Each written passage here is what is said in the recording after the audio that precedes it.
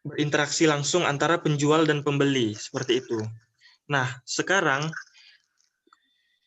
dalam ekonomi, pasar merupakan proses di mana penjual dan pembeli saling berinteraksi untuk menetapkan harga keseimbangan atau kesepakatan atas tingkat harga berdasarkan permintaan dan penawaran yang menitikberatkan pada kegiatan jual beli. Sekarang kita juga bisa untuk melakukan transaksi jual beli tanpa harus bertemu langsung dengan penjualnya.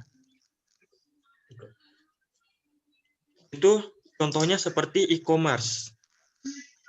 E-commerce di Indonesia ini yang paling terkenal yaitu ada Shopee, Tokopedia, Lazada, dan lain sebagainya. Jadi kita nggak harus bertemu atau berinteraksi secara langsung antara penjual dan pembeli. Seperti itu ya.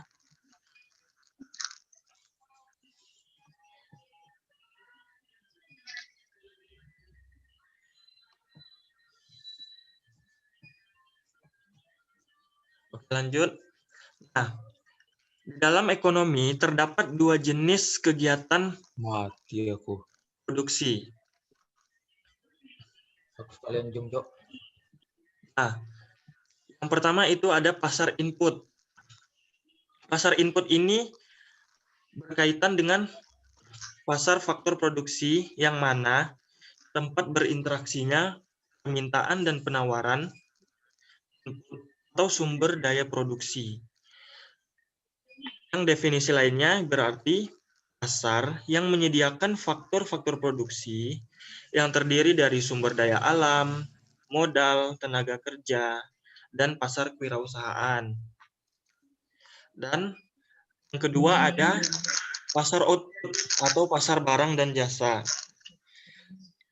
Pasar output ini adalah pasar yang memperjualbelikan barang dan jasa yang merupakan hasil dari kegiatan produksi, yang mana ada dua macam struktur dalam pasar output, yaitu pasar persaingan sempurna dan pasar persaingan tidak sempurna.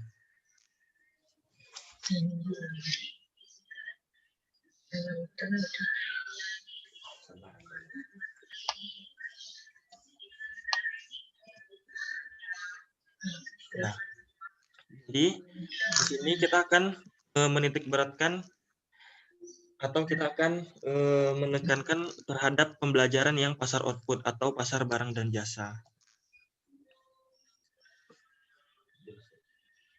Nah, kalau dalam pasar input itu pasar yang perjualbelikan faktor produksi, misalnya tenaga kerja, pasar, bahan baku, dan pasar modal. Nah, tanpa adanya pasar faktor produksi, maka kegiatan produksi juga tidak akan berjalan, yang berarti barang serta jasa yang biasa kita nikmati pun tidak bisa dihasilkan. Nah, untuk pasar output itu ada pasar persaingan sempurna dan pasar persaingan tidak sempurna. Nah, apa itu pasar persaingan sempurna? Jadi, dalam pasar output tadi, pasar persaingan sempurna ini adalah pasar yang memiliki sangat banyak pembeli dan penjual.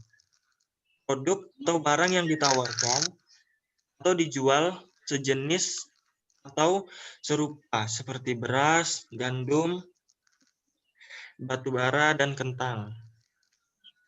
Ciri-cirinya seperti apa? Nah, dalam pasar persaingan sempurna kita bisa melihat pertama itu jumlah pembeli dan penjualnya sangat banyak. Lalu barang dan jasa yang diperjualbelikan bersifat homogen. Ada yang ngerti yang barang dan jasa bersifat homogen ini?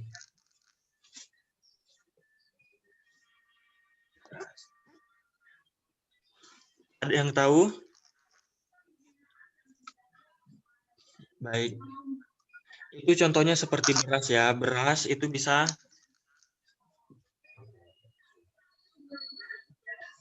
menjadi sebuah contoh. Lalu selanjutnya itu yang ketiga, ada pembeli dan penjual tahu keadaan pasar dengan sempurna. Lalu, pembeli dan penjual bebas keluar masuk pasar. Dan faktor-faktor produksi dapat bergerak bebas, serta perseorangan tidak mampu mempengaruhi harga pasar. Nah, maksud perseorangan tidak mampu mempengaruhi harga pasar ini maksudnya harga itu sudah ditentukan oleh pasar itu sendiri. Jadi, dalam pasar persaingan sempurna, pengaruh satu orang pun tidak bisa mempengaruhi harga pasar itu. Nah, dalam pasar persaingan sempurna tentu ada kelebihan dan kekurangannya. Yang pertama, kita masuk kelebihannya. Kelebihan pasar persaingan sempurna ini bisa mampu mendorong penghematan. Yang kedua, pembeli dan penjual bebas bertindak. Yang ketiga, harga tidak dikendalikan oleh satu penjual atau satu pembeli saja. Dan yang kekurangannya itu tidak ada dana untuk penelitian dan pengembangan produk. Lalu, terbatasnya kebebasan memilih bagi pembeli, dan produsen memberi gaji dan upah terlalu rendah pada karyawannya demi penghematan. Sampai di sini ada yang ingin bertanya tentang pasar persaingan sempurna, ciri-ciri dan kelebihan kekurangannya?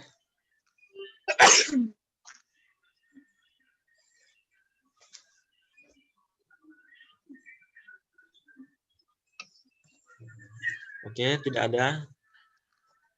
Baik, kita masuk ke dalam pasar persaingan tidak sempurna.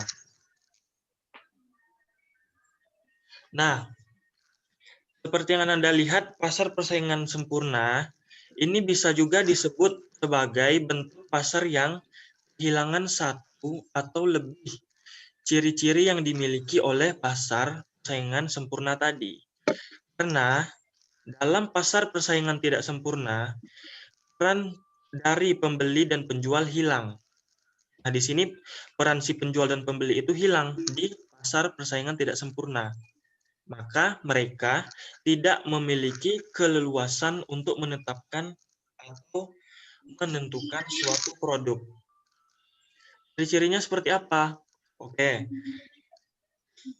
Jadi, dalam pasar persaingan tidak sempurna, itu jumlah penjual yang ada sangatlah terbatas. Lalu diikuti dengan jumlah pembeli di dalamnya yang banyak. Lalu sulit untuk masuk ke dalam pasar karena banyak hambatan dan gangguan di dalamnya. Produk yang beredar di pasar yang diperjualbelikan bersifat homogen atau satu jenis saja yang tidak adanya produk ganti atau substitusi. Lalu, pihak yang berkuasa bebas dan leluasa memainkan harga dan pihak lain hanya bisa menuruti dan mengikuti ketetapan yang ada.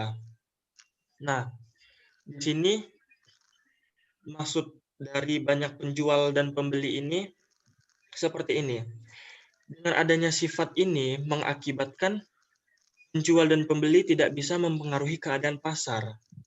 Jadi mereka hanya sebagian kecil dari unsur pasar secara keseluruhan. Dan kebebasan mereka untuk masuk atau membuka dan menutup perusahaan juga bebas. Karena perusahaan juga dapat keluar apabila mereka mengalami kerugian pada saat produk yang dijual tidak dapat bersaing atau tidak bisa memenuhi kriteria pasar. Nah, selanjutnya ini sulit. Maksud Bapak, produk yang beredar ini bersifat homogen. Maksudnya seperti apa?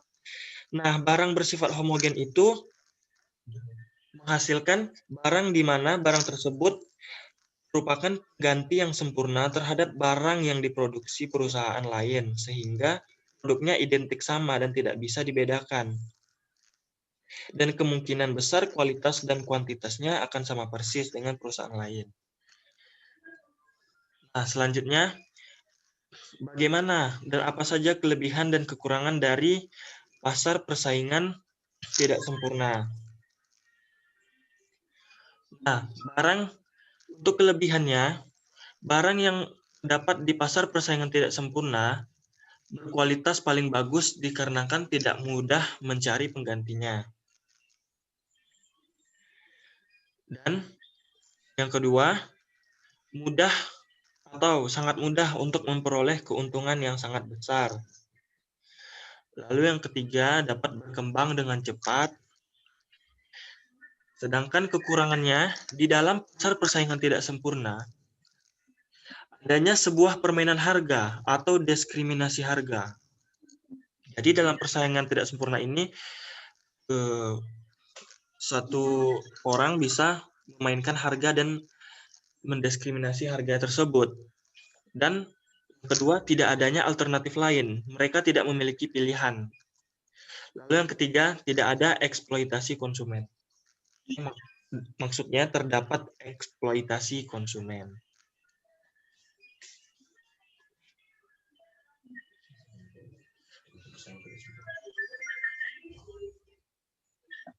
Oke, kita masuk ke dalam pasar monopoli. Jadi pasar monopoli ini termasuk salah satu dalam pasar persaingan tidak sempurna. Di pasar monopoli, ini adalah pasar yang dikuasai oleh satu penjual. Contohnya seperti listrik. Listrik kan di Indonesia dikuasai oleh PT PLN ya. Nah, sedangkan untuk kereta api itu dikuasai oleh KAI.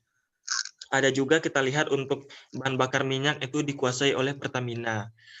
Ada nggak kita lihat pasar listrik itu ada contoh perusahaan lain? Tidak ada kan? Nah, di sini, nah itulah dia, pasar monopoli itu hanya dikuasai oleh satu jual. Kita lihat ciri-cirinya. Dalam pasar monopoli ini terdapat satu penjual yang mana harga ditentukan oleh jual itu atau perusahaan lain sulit untuk memasuki pasar. Lalu konsumen tidak bisa pindah walaupun rugi. Di sini ada yang mau pindah dari PLN, nggak gunain PLN, ada kan? Kalau kalian nggak gunakan PLN, gimana bisa untuk beraktivitas seperti biasanya? Atau misalkan kalian mau pindah, nggak mau pakai Pertamina lagi. Nah, nanti gimana? Nah, jadi dalam pasar monopoli ini tidak ada penggantinya, jadi walaupun rugi, konsumen tetap menggunakan ini. Lalu ciri-cirinya yang terakhir itu bisa menimbulkan ketidakadilan atau kerugian bagi masyarakat. Nah, seringkali terdapat dampak atau spekulasi adanya kerugian atau lain sebagainya yang ditimbulkan dari pasar monopoli ini. Oke, selanjutnya itu ada pasar oligopoli. Nah, pasar oligopoli ini juga salah satu dari pasar persaingan tidak sempurna. Dalam pasar oligopoli ini dikuasai oleh beberapa penjual. Namun, pasar ini sulit untuk dimasuki oleh para penjual yang baru yang ingin ikut berjualan dalam pasar tersebut. Ini kita contohkan ya sebagai pasar semen, pasar mobil, sepeda motor. Nah, ini Ananda, bukan contohnya seperti apa pasar yang bisa dikuasai, namun ini sudah memegang nama yang baik gitu. Ini Bapak contohkan seperti kalau sepeda motor atau mobil itu mungkin produk Astra atau produk Honda itu sudah memegang kekuasaan dalam pasar seperti itu ya. Nah, jadi kita masuk ke dalam ciri-cirinya. Dalam pasar oligopoli itu dapat beberapa penjual. Ya walaupun jual baru itu sulit untuk memasuki, namun beberapa penjual tetap bisa masuk. Lalu yang kedua, barang yang dijual itu homogen. Atau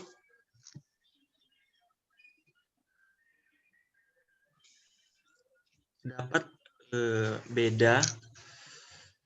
Sebentar ya.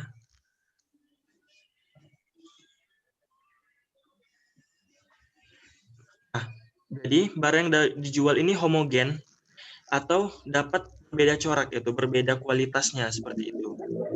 Lalu yang ketiga, di dalam pasar oligopoli ini sulit dimasuki oleh perusahaan baru, yaitu kenapa sulit dimasuki? Karena perusahaan yang sudah memegang nama, sudah memiliki nama, atau mereka sudah lama berada di pasar tersebut, mereka lebih utama atau lebih dikenal oleh masyarakat, gitu ya. Jadi perusahaan baru ini lebih kurang eksistensinya seperti itu. Lalu yang keempat itu ciri-cirinya membutuhkan peran iklan. Nah, kita lihat untuk orang-orang atau perusahaan yang gencar melakukan perusahaan iklan terhadap produk yang mereka jual, itu dengan mencari atau memegang brand ambasador yang terkenal, itu mereka pasti akan meningkatkan nilai, meningkatkan jumlah atau minat seseorang untuk membeli produk mereka. Kita lihat produk Honda itu banyak iklannya kan, ada keluaran produk Honda baru, itu pasti banyak iklannya di YouTube maupun di mana saja, itu advertise-nya di mana-mana, bahkan di sosial media juga ada.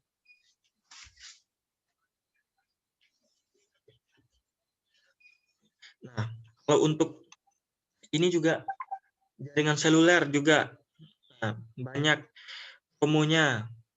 Orang-orang juga akan berpikir bahwa ini operator selulernya bagus, jaringannya juga bagus, kemudahan untuk sinyalnya juga lancar, terdapat paket internet yang jangkau zaman sekarang kita banyak. Nah, jadi seperti itu ya. Lalu ciri-cirinya terdapat satu market leader atau pemimpin pasar. Dan yang terakhir, harga jual tidak mudah berubah. Jadi harga jualnya ini tidak bisa serta-merta itu berubah signifikan naik atau signifikan turun. Jadi dia itu stabil. Oke, sampai di sini ada yang ingin bertanya tentang pasar oligopoli?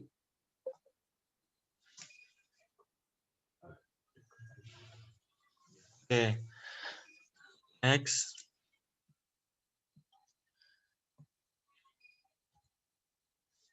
Kita masuk ke dalam pasar monopolistik. Oke, next kita masuk ke dalam pasar monopolistik. Nah, jadi dalam pasar monopolistik ini juga salah satu pasar persaingan tidak sempurna ya.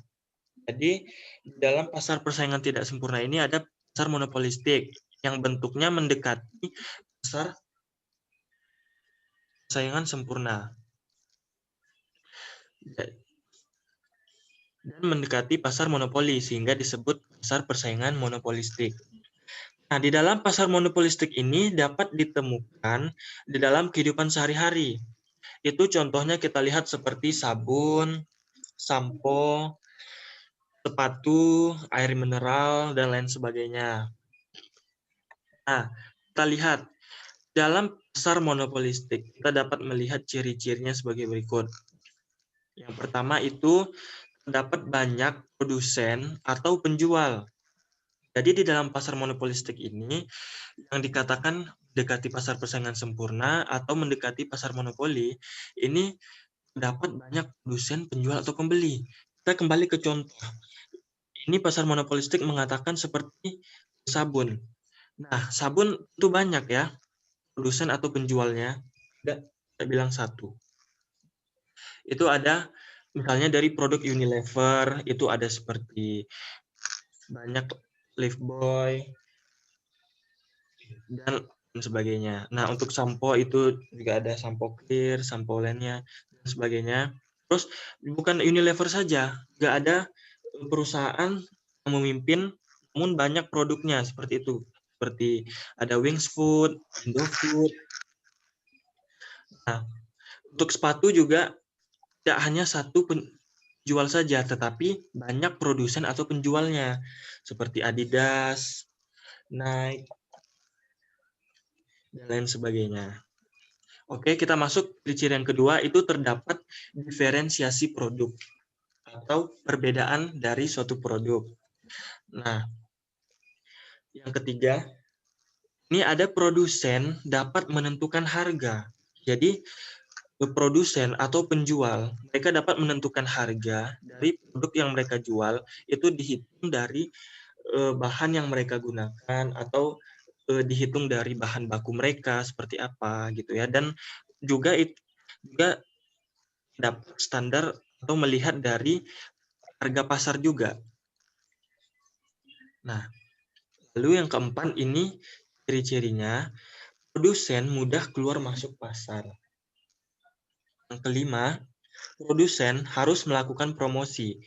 Nah, ciri-ciri yang kelima ini, kenapa produsen harus melakukan promosi? Supaya produk yang dijual oleh produsen, ini yang pertama itu supaya masyarakat tahu, atau masyarakat mengenal produk yang mereka jual. Setelah mereka tahu, mereka akan membeli, seperti itu. Jadi, dengan adanya promosi atau iklan, mereka berpikir bahwa ini adalah produk yang banyak dicari oleh masyarakat, seperti itu.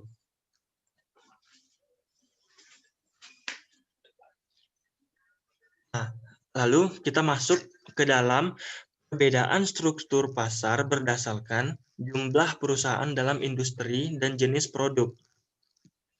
Nah, kita lihat di sini ada struktur pasarnya ada 4 ya. Nah, kita lihat yang persaingan sempurna, struktur pasar persaingan sempurna. Ini jumlah penjualnya banyak, untuk masuk dan keluarnya mudah, kemampuan menentukan harganya sulit, dan produk yang dihasilkannya homogen atau bersifat sama, seperti yang sudah Bapak bilang tadi, dan contohnya itu seperti produk pertanian, dan lain sebagainya. Nah, sedangkan kita lihat pasar monopolistik, jumlah penjualnya itu ada beberapa, walaupun produsen baru sulit untuk masuk, tapi tetap bisa masuk. Nah, di sini kita lihat jumlah penjualnya beberapa, untuk masuk dan keluarnya ini agak mudah, dan kemampuan menentukan harga penjualnya ini sulit. Dan produk yang dihasilkan itu terdiferensiasi. Contohnya itu seperti yang baru Bapak jelaskan, seperti pasta gigi, sabun, sampo. Nah, untuk struktur pasar oligopoli, dalam jumlah penjualnya itu sedikit. Untuk masuk dan untuk keluar dan masuknya itu sulit. Sedangkan kemampuan untuk menentukan harga penjualnya itu agak mudah. Dan produk yang dihasilkan itu terdiferensiasi. Itu contohnya seperti tadi industri semen, nah, dan baja. Seperti dalam industri semen juga tidak terlalu banyak jumlah penjualnya. Kita tahu mana industri semen yang memiliki kualitas yang terbaik seperti itu. Oleh sebab itu jumlah penjualnya juga sedikit ya, oligopoli. Nah, untuk struktur pasar monopoli, ini jumlah penjualnya satu. Dan untuk masuk dan keluar dan masuknya itu sangat sulit. Dan kemampuan menentukan harga penjualnya itu mudah. Dan produk yang dihasilkannya itu unik. Contohnya seperti PLN. Seperti Bapak bilang tadi, PLN itu atau listrik. Nggak mungkin kan kita, walaupun bagaimanapun caranya kita tetap menggunakan PLN. Karena tidak ada pilihan lain seperti itu. Dan untuk bahan bakar, contohnya bahan bakar seperti Pertamina. Tidak ada kan pilihan lain untuk memilih bahan bakar lain. Nah, seperti itu. Nah, jadi peran pasar dalam perekonomian ini yaitu pertama, mengatur kegiatan produksi.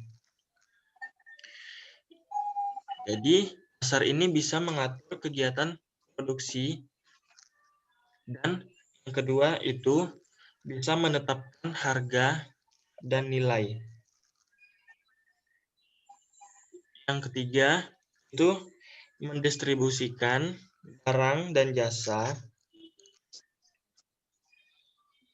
Yang keempat, menentukan jumlah pembelian dan penjualan.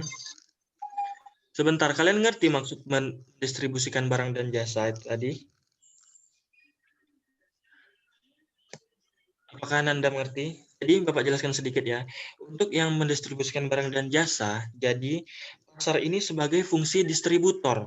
Jadi mereka ini memudahkan proses distribusi barang atau jasa dari produsen ke konsumen. Jadi pasar ini sebagai sarana distribusi untuk faktor produksi, atau kita sebutnya dalam ekonomi itu RTK, rumah tangga konsumen ke rumah tangga produsen, seperti itu ya. Dan sarana distribusi untuk hasil produksi dari rumah tangga produsen ke rumah tangga konsumen. Nah, jadi dalam mendistribusikan barang dan jasa, itulah peran pasar tersebut. Lalu untuk keempat, menentukan jumlah pembelian dan penjualan. Yang kelima, menentukan jumlah persediaan. Dan yang terakhir ada melakukan promosi. Nah, maksud dari melakukan promosi ini, pasar juga menjadi tempat memperkenalkan dan menginformasikan manfaat dan keunggulan suatu barang atau jasa yang diperjualbelikan tadi. Jadi di dalam pasar juga bisa menjadi sarana promosi. Seperti itu ya.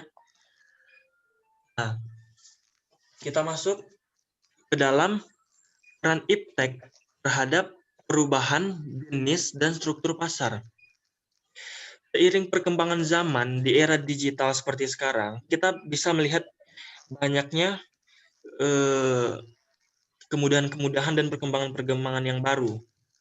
Tentu saja itu tidak terlepas dari perekonomian ya, seperti kita sebut saja marketplace atau e-commerce. Itu sudah sangat banyak. Walaupun ada beberapa yang kita lihat yang memiliki promo yang sangat gencar dan sangat unggul seperti itu. Baru-baru ini kita bisa lihat itu ada e-commerce atau marketplace yang melakukan promo 11.11 seperti Shopee atau Tokopedia. Itu mereka melakukan promosi dengan menggait ambasador terkenal. Itu ada yang tahu kenapa? Mereka mencari brand ambasador terkenal terhadap produk atau terhadap nama perusahaan mereka. Ada yang tahu?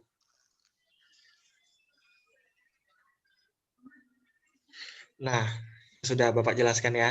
Jadi, di dalam suatu perusahaan itu, apabila promosi atau iklannya itu bagus dan memegang atau menggait brand ambasador terkenal, itu akan meningkatkan atau menaikkan nama perusahaan mereka. Seperti Shopee.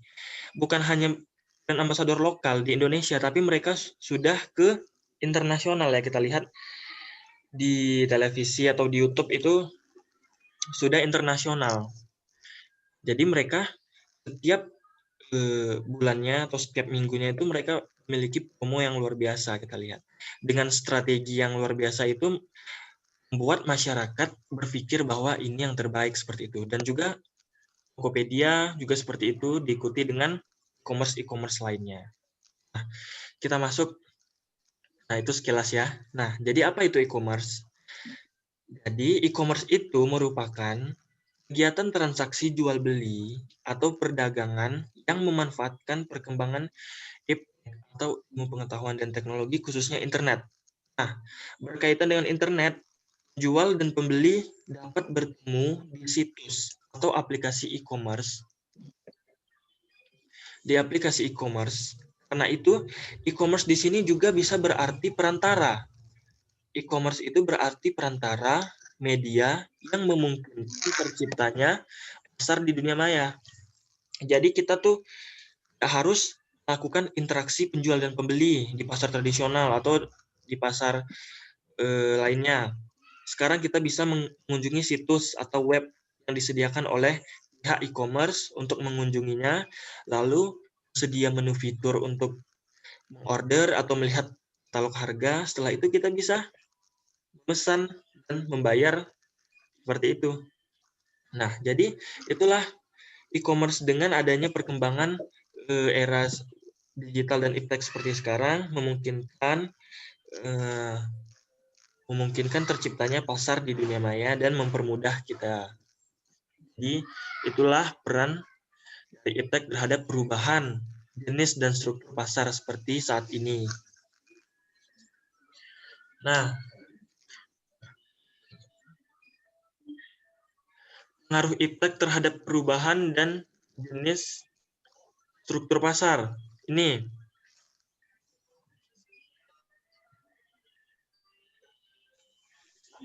Nah, yang pertama, pengaruh iptek ini, yang pertama ada semakin banyak jenis pasar abstrak.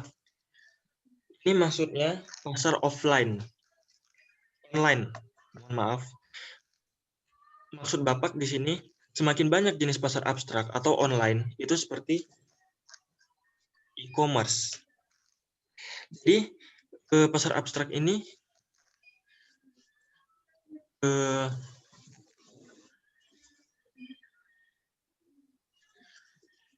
semakin banyak jenis pasar abstrak atau kita sebut pasar online ini, maksudnya adalah pasar abstrak, pasar yang tidak harus mempertemukan antara penjual dan pembeli. Jadi seorang penjual ataupun pembeli tidak harus melakukan interaksi secara langsung untuk melakukan transaksi jual beli seperti itu. Jadi mungkin kita contohkan seperti yang tadi Bapak jelaskan, e-commerce. Jadi bisa mengunjungi situs atau yang telah disediakan oleh produsen atau penjual, jadi mereka tinggal melakukan transaksi di sana. Nah, lalu yang kedua itu pengaruh iptek terhadap perubahan dan jenis struktur pasar, yaitu adanya struktur persaingan pasar ke arah monopolistik, menjadi banyak produsen. Karena perkembangan era digital dan iptek ini, kita lihatlah sekarang, semakin banyak produsen daripada konsumen. Benar kan? Jadi orang-orang sekarang lebih banyak yang berjualan seperti itu.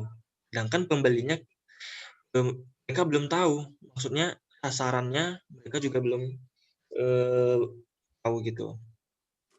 Jadi pengaruh era sekarang ini seseorang lebih modern dan lebih bersaing untuk ke arah monopolistik. Jadi banyak produsen seperti itu. Jadi produsen lebih banyak daripada konsumen. Lalu selanjutnya itu biaya yang semakin rendah sehingga perusahaan memperoleh keunggulan bersaing dan dapat menguasai sebagian besar pangsa pasar ke arah monopoli.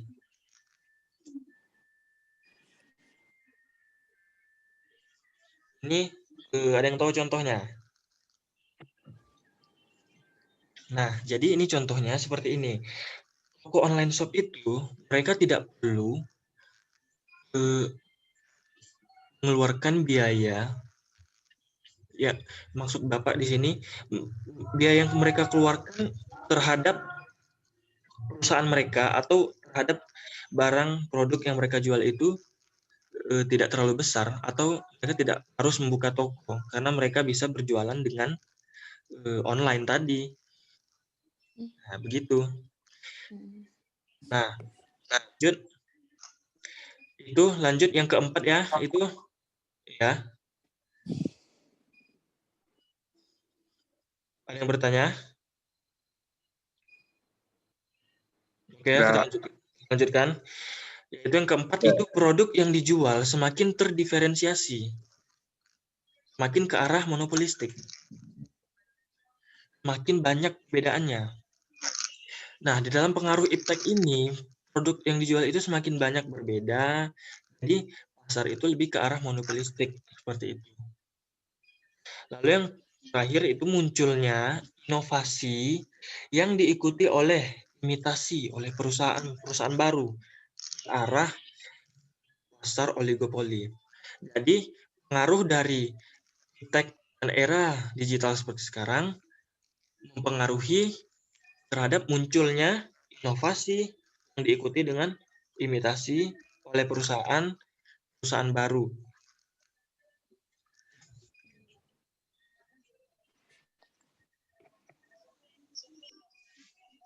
Nah, Pak, ya, ya. imitasi itu apa, Pak? Oke, Bapak kasih tahu contohnya aja. Jadi imitasi dalam pengaruh iptek ini berarti meniru atau proses lakukan tindakan dengan model yang sama terhadap perusahaan yang lain. Jadi, bentar ya.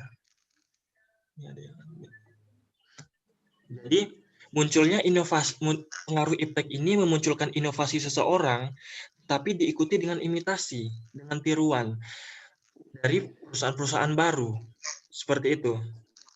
Jadi, lihat, misalkan kalian sekarang ini ada produk yang harganya kita bilang mahal seperti itu, tapi pasti ada penjualnya yang menjual produk serupa namun harga lebih murah. Ada yang pernah tahu itu? Berarti kayak barang KW gitu, Pak. Nah, ya benar seperti itu. Jadi dengan adanya inovasi tersebut diikuti dengan imitasi oleh perusahaan baru. Jadi mereka mengikuti tren yang ada, tapi mereka meniru dari produk dari perusahaan yang telah ada seperti itu. Contohnya ada ya, sama-sama. Ini untuk pemahaman kalian semua juga. Contohnya itu seperti produk-produk sepatu dan lain sebagainya ya. Oke. Sampai sini apa Bapak penjelasan dari Bapak. Jika kalian ada yang ingin bertanya atau kurang paham dari materi-materi yang dari slide yang sudah Bapak tampilkan ini, diharapkan untuk bertanya. Seperti temannya tadi, itu bagus pertanyaannya.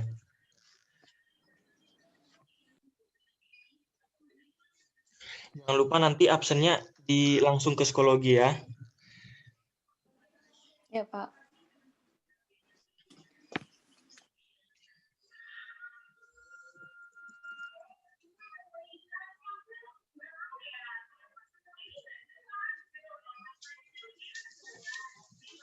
Oke, bagaimana, ada yang ingin bertanya? Terhadap pasar, persaingan sempurna dan tidak sempurna.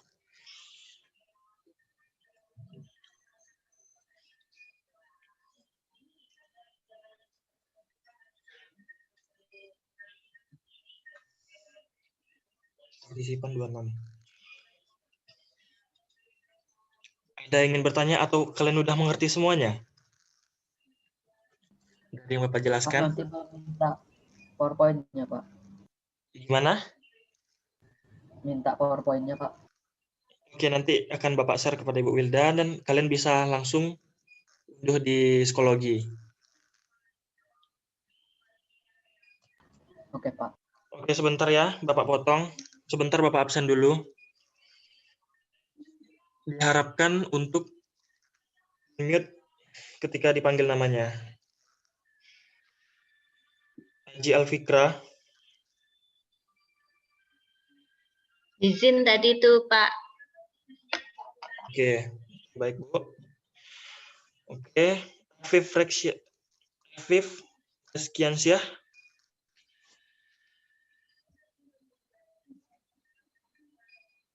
Tidak ada Nggak keterangan. ada tuh.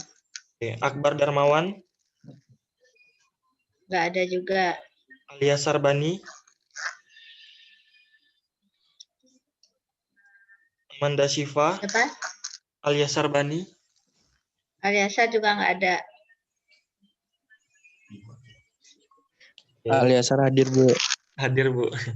Oke. Udah masuk. Udah masuk. Abil? Udah, Bu.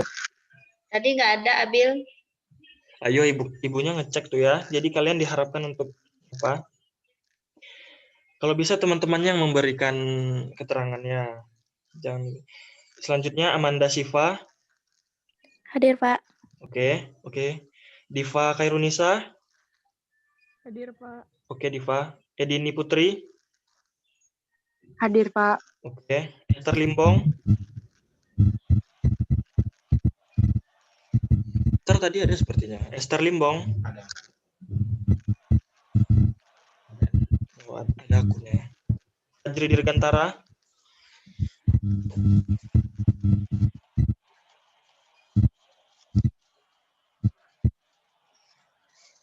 Oke. Fikri Adiatma. Hadir, Pak. Hadir. Oke, Fikri. Fitria Jadi Mahfuzia. nggak ada nggak? Fitria hadir, Pak. Fitria hadir. Oke. Fajri ada. Fikri ada, Bu. Ada tadi, Bu. Fikri Adiatma ada. Ada ya? Ada. Tadi yang tidak ada Esther Limbong. Esther Limbong hadir. Esther hadir. ada tadi. Ya, Esther hadir. Esther ada. Di Fajri. Fajri nggak ada. Fajri Nampak. belum ya. Baru masuk. Ini Sandi, Bu, baru masuk. Oke. Ya, Fajri tadi nggak ada. Fajri belum, Bu. Oke. Tadi nggak ada. Ya. Oke, kita lanjutkan absennya. Gina Dria.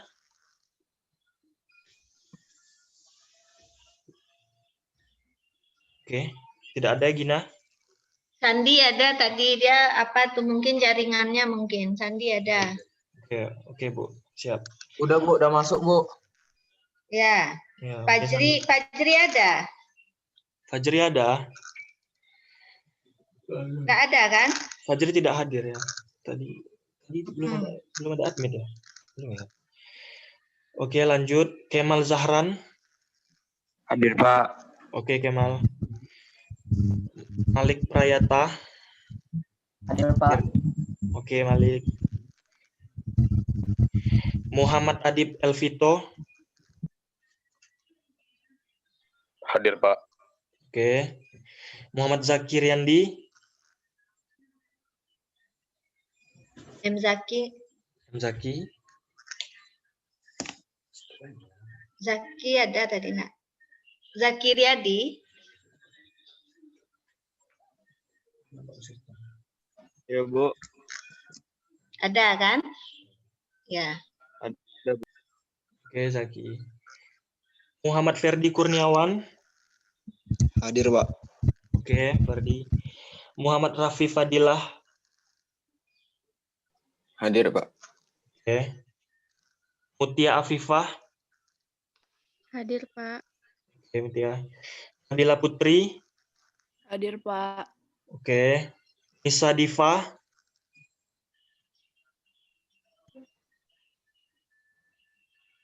Pak. Oke. Nodia Makfirah. Oke. Hadir, Pak. Oke, Nodia.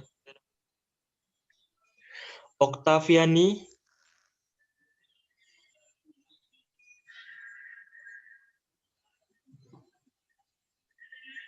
Oktaviani Wahdi.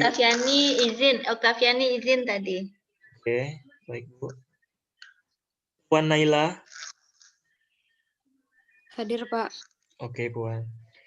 Salah. Yuki Fitra.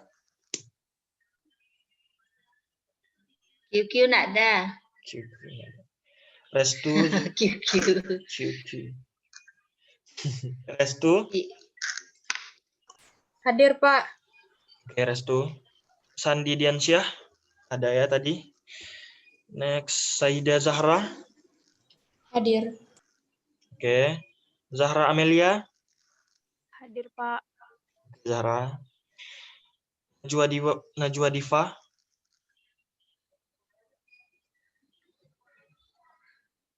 Najwa.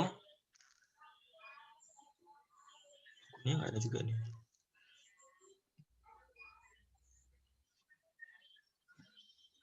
Bagaimana Najwa Diva tidak ada ya, Bu? Siapa? Najwa Diva tidak ada. Najwa Diva Sandika nggak ada. Iya.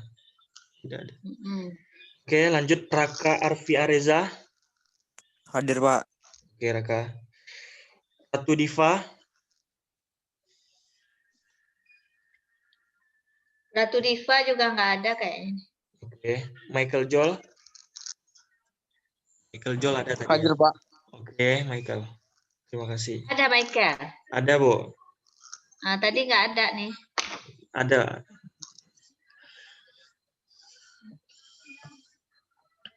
Oke. Nah, nanti untuk selanjutnya silahkan ke psikologi dan akhiri saja.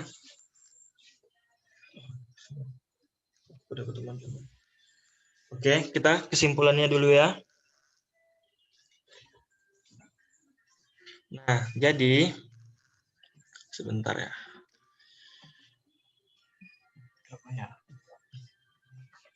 Jadi kesimpulan untuk penjelasan Bapak hari ini itu pasar pada saat ini kita tidak terpaku pada pertemuan jual beli secara langsung, ya. Tidak terpaku pada pertemuan jual beli secara langsung, tetapi dengan berkembangnya dan era digital seperti sekarang, pasar bisa dilakukan di mana saja dan kapan saja. Karena itu, semakin banyak muncul pasar yang abstrak seperti yang sudah Bapak jelaskan tadi. Apalagi di zaman atau ada COVID seperti sekarang, mungkin orang-orang juga lebih sering belanja online seperti itu, yang tidak harus bertemu secara langsung antara produsen dan konsumen atau penjual dan pembeli. Tapi walaupun ada, itu hanya untuk membeli kebutuhan primer seperti itu ya. Nah, jadi Anda semua, semoga materi pasar menjadi pembelajaran untuk kalian. Jangan lupa juga banyak belajar untuk pemahaman diri sendiri juga. Dan juga masih banyak media-media lain yang bisa kalian pelajari dan untuk dipahamin juga ya, seperti itu. Untuk PowerPoint juga nanti ada di psikologi yang bisa kalian unduh. Oke, sekian Bapak rasa. Jika tidak ada lagi yang bertanya, apakah sudah cukup sampai di sini? Tidak ada yang bertanya?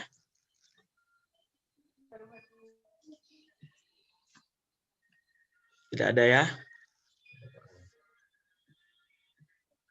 Sudah. Sudah, baik. Bapak akhiri dulu pertemuan kali ini.